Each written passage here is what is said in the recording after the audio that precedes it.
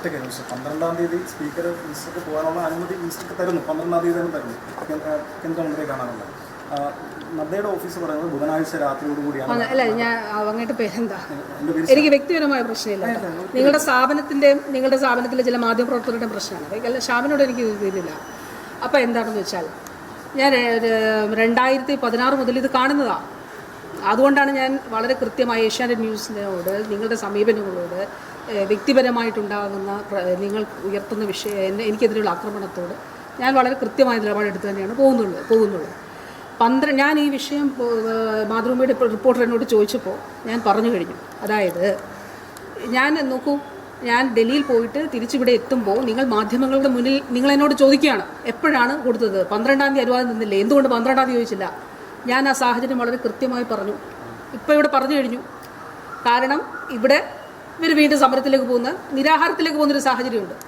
ആ സാഹചര്യത്തിൽ കേന്ദ്രമന്ത്രിയെ കണ്ടു. ഇപ്പോൾ ആദ്യമായിട്ടല്ല ഞാൻ കേന്ദ്രമന്ത്രിയെ കാണുന്നത് എന്നുള്ളതിൻ്റെ തെളിവായിട്ടാണ് 6 മാസം മുൻപ് ഞാൻ ഈ ഒരു സമരം, അതിനു മുൻപ് സംഘടനകളെല്ലാം തന്നെ അതിൽ CIT-യുടെയും INTUC-യുടെയും STU-വിൻ്റെയും ഒക്കെ സംഘടനകൾ വന്ന് പറയുന്ന ആവശ്യങ്ങളുടെ അടിസ്ഥാനത്തിലാണ് ഞാൻ കേന്ദ്രമന്ത്രിയെ കണ്ടിട്ടുള്ളത്. അതിൽ ഈ കാര്യം പറഞ്ഞിരുന്നു. അപ്പോൾ അതുകൊണ്ട് ഞാൻ ചോദിക്കുന്നത്, ഈ ഒരു സാഹചര്യത്തിൽ അനുവാദം എടുത്തതാണോ തെറ്റ്? ഇനി ഞാൻ പറഞ്ഞല്ലോ, ഇന്നലെ ഡൽഹിയിലെ ഞാൻ നൽകിയ ബൈറ്റ് കൂടി ശ്രദ്ധിക്കുക. ആ ബൈറ്റിൽ എന്താണ് പറയുന്നത്? അതായത് അദ്ദേഹം പാർലമെൻറ്റിൻ്റെ തിരക്കായതുകൊണ്ട് ഇന്ന് അദ്ദേഹത്തെ കാണാൻ കഴിയുമെന്നറിയില്ല.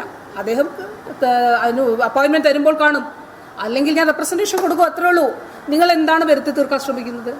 എന്താണ് ചില മാധ്യമങ്ങൾ വരുത്തി തീർക്കാൻ ശ്രമിക്കുന്നത്? എന്താണ്? അതെ, ഇത് പോളിസിയും അംഗനവാടി, ആശാ വർക്കർ, റിസോഴ്സ് അധ്യാപകർ, പാചക തൊഴിലാളികൾ, കുടുംബശ്രീ ജീവനക്കാർ, പ്രീ പ്രൈമറി അധ്യാപകർ, NHM ജീവനക്കാർ, സ്കൂൾ സോഷ്യൽ കൗൺസിലർമാർ തുടങ്ങി എല്ലാ സ്കീം വർക്കേഴ്സിന്റെയും ആനുകൂല്യങ്ങൾ കാലോചിതമായി ഉയർത്തും. മിനിമം അല്ല, ഇതിൽ പറയട്ടെ, അല്ല, അതിനകത്ത് ശേഷമുള്ള അനുബന്ധം എന്നാണ് വായിക്കാനെന്ന് പറയും. ഒറ്റ ഇതിനകത്ത് ക്ഷേമ പ്രവർത്തനങ്ങൾ ശക്തിപ്പെടുത്തും, ഗാർഹിക തൊഴിലാളികൾക്ക് പ്രത്യേക സ്കീമുകൾ. ഇതാണ് നിങ്ങൾ വായിക്കുന്നത്. സഹകരണം CPM-ന്റെ ഔദ്യോഗിക വെബ്സൈറ്റിൽ സാമൂഹ്യ, അതിനകത്ത് അനുബന്ധം ഇനം 890 ഇതിനകത്ത് ഞാനൊരു കാര്യം ചോദിക്കട്ടെ. ഇത് CPM-ന്റെ വെബ്സൈറ്റ് ആണ്. നോക്കൂ. അല്ല, CPM-ന്റെ വെബ്സൈറ്റിലുള്ളത് വേഗത്തിൽ കിട്ടാവുന്ന ഒരു രേഖയാണ്. അല്ല, വേഗത്തിൽ കിട്ടാവുന്ന രേഖയുടെ ഏറ്റവും അവസാനം എഴുതിയിരിക്കുന്നത് നിങ്ങൾ വായിക്കണം. നിങ്ങൾ കൊടുക്കുന്ന വാർത്താക്കുറിപ്പ് പോലെ വ്യാജമായിരിക്കാം. ഞാൻ നോക്കൂ, ഇത് നോക്കൂ, ഇത് നോക്കൂ. നിങ്ങൾ എന്താ സമർത്ഥിക്കാൻ ശ്രമിക്കുന്നത്? അപ്പൊ ഞാൻ വായിച്ചു കേൾപ്പിച്ചതേ ഉള്ളൂ. ഇത് വളരെ കഷ്ടമാണ് കേട്ടോ, ഇത് വളരെ കഷ്ടമാണ്. നിങ്ങൾ ഈ പറയുന്ന കാര്യങ്ങൾ എല്ലാത്തിൽ നിന്ന് നിങ്ങൾ പിന്നോട്ട് പോകുന്നു. ഇത് കേന്ദ്രം മിനിസ്റ്റർ ഒരു വിഷയം പറഞ്ഞപ്പോൾ അതിനകത്ത് ഞാൻ പരിശോധിച്ചു. ഇപ്പൊ എനിക്ക് കയ്യിൽ കിട്ടിയ ഒരു സാധനമാണിത്. ഞാൻ നോക്കിയതാണ്. നിങ്ങൾ പരിശോധിക്കുമ്പോൾ പൂർണ്ണമായിട്ട് പരിശോധിക്കണം. നിങ്ങൾ ഇതൂടെ വായിക്കൂ. ഇതിന്റെ അവസാനത്തെ ഈ അനുബന്ധം ഇതെന്ന് പറയൂ. സാമൂഹ്യ സുരക്ഷ നിങ്ങൾ പറഞ്ഞ 44-ാമത്തേതാണിത്. നോക്കൂ, നോക്കൂ. LDF-ന്റെ നിയമസഭാ തെരഞ്ഞെടുപ്പ് പ്രകടന പത്രിക 44-ൽ അനുബന്ധം ഇനം 890, 900 ആ അനുബന്ധമാണ് ഞാൻ വായിച്ചത്. നിങ്ങൾ ഇതാണ് അല്ലെന്നേ, ഇതിനകത്ത് ബാക്കി നിങ്ങൾ എന്താ വായിക്കാത്തത്? ഇനി ഒരു കാര്യം എനിക്ക് പറയാനുള്ളൂ, നിങ്ങൾ ഇഷ്ടമുള്ള വാർത്ത കൊടുത്തോ, നിങ്ങൾക്ക് ഇഷ്ടമുള്ള വാർത്ത കൊടുത്തോ. ഞാൻ സത്യമാണ് പറഞ്ഞത്, അല്ലെന്ന് നിങ്ങൾ തെളിയിക്കുക.